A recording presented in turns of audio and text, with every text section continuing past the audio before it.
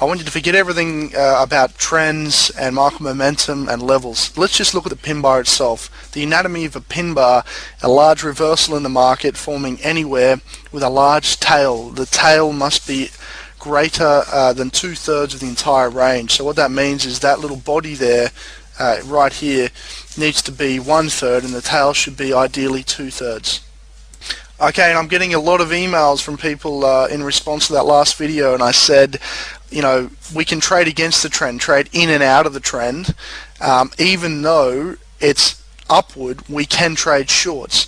Now ideally this trend is up, so we should be looking to buy. I'm not ruling out buying opportunities if I get some price action, but because it's moved up towards 148, a long-term resistance level, and formed a massive reversal, you're not really going to ignore it, because this market, if we zoom out, we know it's been trending down, and this was just a counter trend up move, and we've had some nice sell pressure come in and form a price action signal. So, you know, I would be happy to take a short, and that's the interpretable part of trading and price action analysis, is that you can't define a trading plan just by trading the trend. You do have to be a little bit savvy and know that if there is existing momentum in the market, it will terminate at some point. And after that many days up, and the 148 level there being extremely relevant through the chart, you can see it was just near that previous high there, right here, the market stalled, and you can see it's coming off. So this stuff is,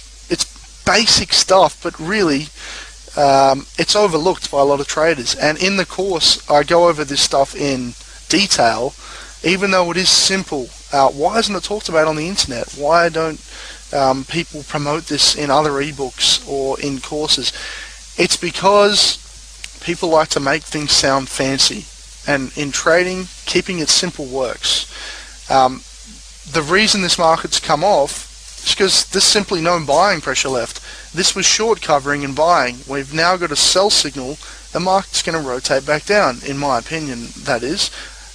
Most of the time the market will try and retrace towards the 3-day low. Now if we count back to the 3-day low from this bar, 1, 2, 3, we've got all the way down here, 136.26. I actually think this market will come back that far before bouncing. Alright, so just a really quick note there on the euro, following up from that previous